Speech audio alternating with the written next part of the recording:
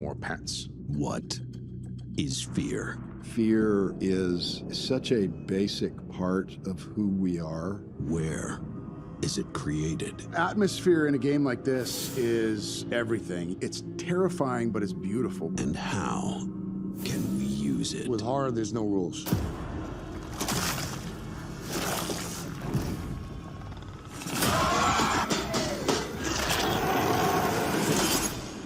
Glenn Schofield and the developers of the Callisto Protocol invite you to join them and some very special icons of horror. I think it goes back to the earliest times around a campfire. The perfect horror experience is something that scares the piss out of me. Think of it as a roller coaster. I want it to make me feel things. I want it to startle me. They're all magic tricks. That's what we're doing in the movies. As they discuss crafting the perfect horror experience.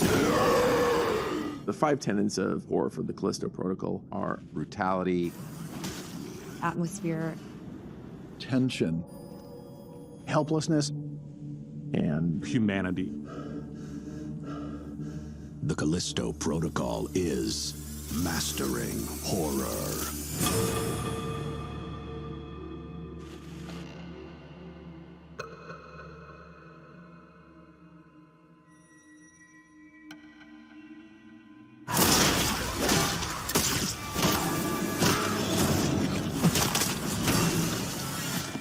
Brutality is part of that shock value. And shock is just one of the emotions of horror, right? And so I kind of look for those to affect people a little bit.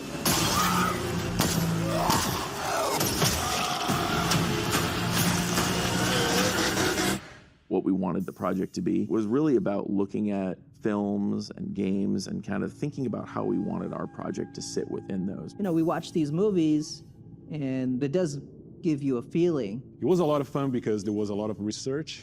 When you sit down on the couch or go to the movie theater to watch a movie, you're experiencing someone else's story, and you can feel things by experiencing that story, and it can be very moving, but there's always going to be a distance between you and that character. One of the things that video games does that I think heightens things for storytelling purposes is it puts you in the center of that story. So you are the one performing tasks. You are the one succeeding when the character succeeds. I think the growth in that is exponential. I mean, I think it's going to be massive, even from where it is now. Whoever the next George Lucas is, he, she, they, at 13 years old, they have a controller in their hands. It's an experience that is unrivaled in other forms of entertainment.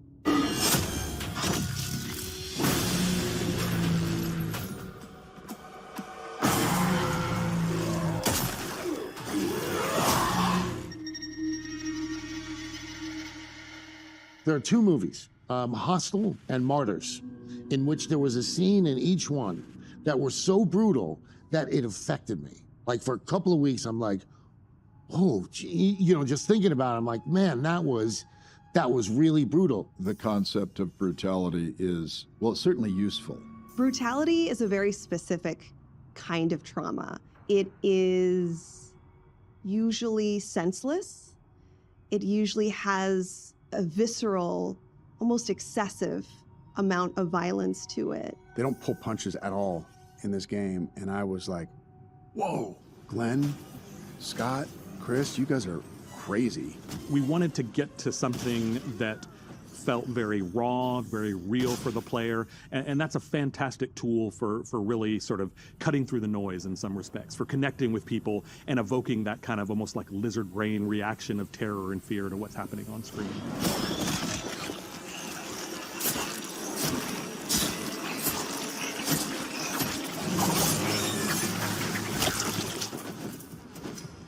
You know, conflict is drama.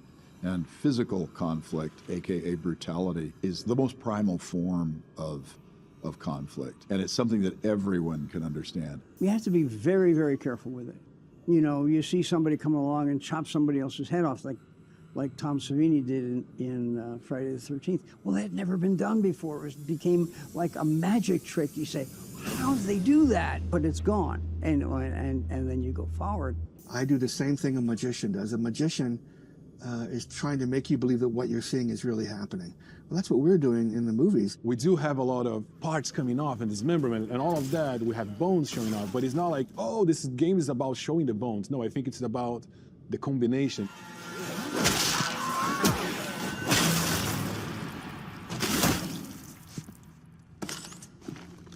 This is really about survivorship. I've got to bone up. I actually have to match that level of violence. I have to become offensive. It also so crosses a line from civilized behavior that it lets you know that in this story, this is the world we are in now. You know, you really have to put your characters through the ringer in horror. If you have a guy trying to get from point A to point B, you know, that's a story. You can have conflicts happen along the way. If he's got a broken leg and his bones hanging out, the story's about 10 times more interesting, to me at least.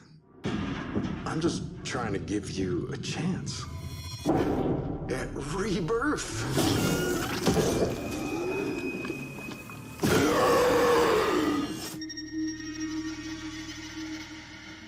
In creature design, no matter how fanciful, if you have one toe in reality, maybe, you're going to fare better than if you are doing something that is a complete flight of fantasy.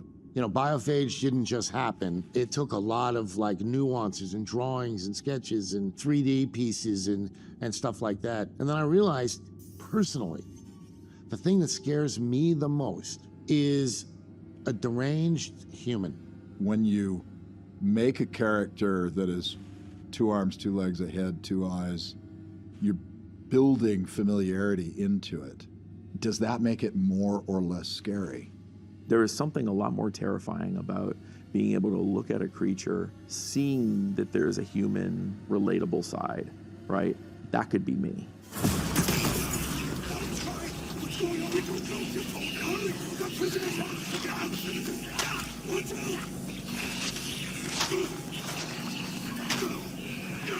You have to come up with the style and what are these creatures? What are the roots of these creatures? Are they aliens? Is it something biological? Is it something that's evolved? You know, you have to kind of set down those roots first. We want to ground everything we do, so we want people to believe on what they see, and that kind of breaks the barrier on thinking that it's just another game or just like something created. Glauco's amazing, not just his creative eye, but also just, you know, his mind and the way that he has taken the human form and turned it on its ear, kind of giving you this kind of twisted humanity vibe with bones growing out and teeth growing out and eyes turning into something different. My favorite, which I played a huge role on that one personally, I had a lot of fun sculpting, is Big Mouth. Is the guy that we see in the first trailer, and we see it a couple times in the other demos too. He has a really big mouth, and he has like very long teeth, and you know, there's a lot of saliva and like goo like coming out of his mouth. I don't know how many versions we did of him. Well, not in 3D, but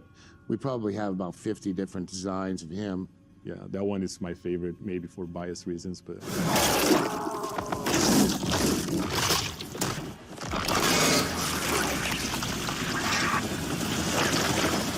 We wanted a 2-head that would split in half right from the very beginning, and those are still there. There are some other ones that we haven't revealed yet that are really, really exciting too. That I can't wait for the players to see it.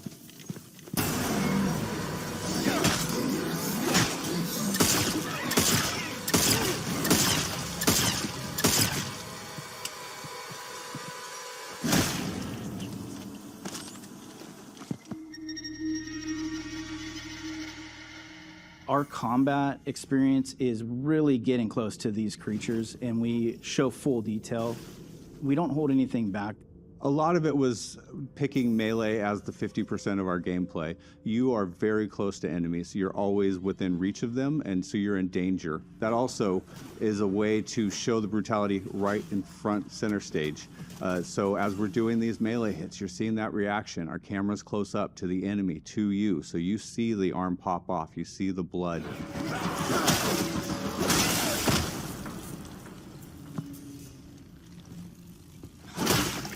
Our gore system plays a big role in showcasing brutality. It's basically a system that scales through enemies, through environmental hazards, and basically allows the enemies to get dismembered, to spawn blood, to have the deaths. Like if I hit someone with a bat, stun baton. Like, how's that arm gonna fall? If I shoot him in the head, like, is it going to explode? We have a lot of tools built into the system that we can, you know, achieve all of these different things. Oh shit! That's the direction that we wanted to take. So in that vein, we just went to the supermarket and we were buying a bunch of different types of meat. Something with more fresh, more red, something with more fascia. Fascia is the tissue that covers muscles. We've worked very closely with Jorge throughout the process. He's so passionate. What he did was he bought a light box and then he put the chicken breast on the light box and it's actually measuring lighting values, physical lighting values from it. We bring the meat into here, into the studio. We place them on a light rig and we just make the lights spin. And we basically have an image for every single light direction. And that allows us to understand how this tissue is reacting to light. So we can understand how to actually replicate that in the game. His passion and dedication I have not seen anywhere else. So we went to actually pierce our finger a little bit to get some blood in there. And then we actually recorded how the blood will change over time to understand all the range of colors that blood can have, from very fresh to, you know, how it looks like after 45, 1 hour. And we have that, we made that available for artists as reference. Jorge has definitely pushed a lot of boundaries when it comes to, you know, fidelity and visual improvements. He is a spectacular engineer.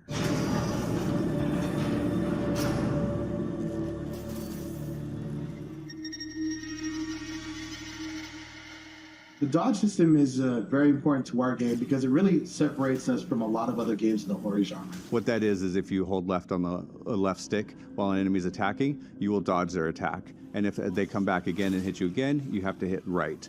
If you don't have the rhythm right, then you will get hit. The other thing it allows us is our AI is relentless. They will not stop coming for you. So if you shot them in the legs, you blew off both their legs. Well, that doesn't mean they're dead. Now they're crawling at you.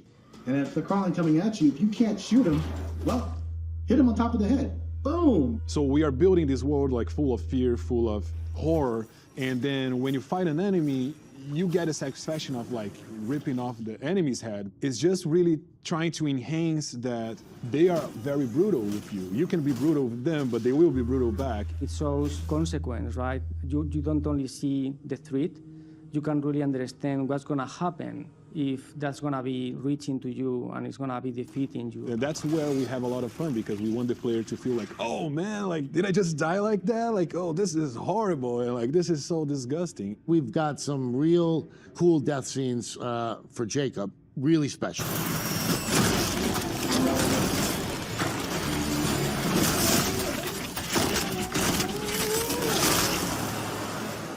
It's really about seeing what happens to us when we lose against creatures. We show every single detail, and that's what really drives that experience for us. Most games don't reward you for dying. They just give you a nice "you are dead" and then take you back. No, we want to even reward you for dying. We think that's fun to do. It's a little bit of light relief in a failure moment, and we think they're very kind of collectible from the player point of view as well. I'm looking forward to the YouTube video supercut of all of our deaths, because I'm looking forward to that, because I don't think I've seen them all back to back, and just looking forward to that video.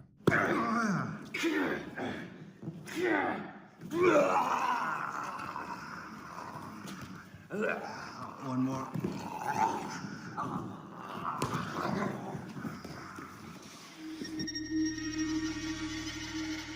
We want to be scared shitless without suffering the negative consequences of it in reality. Our mind wants to understand the world in a greater sense without putting our bodies in danger. We handle it better when we can find significance.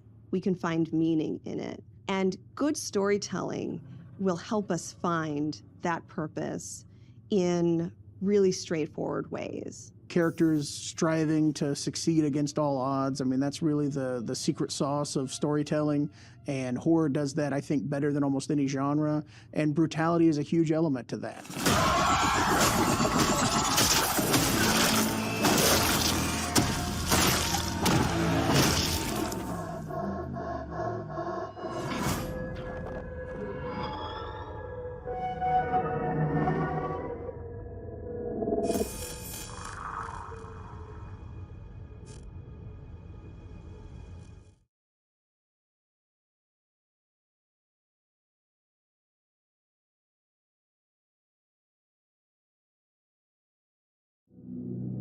Callisto Protocol will, in fact, scare the pants off of all of us. There will be no more pants. What is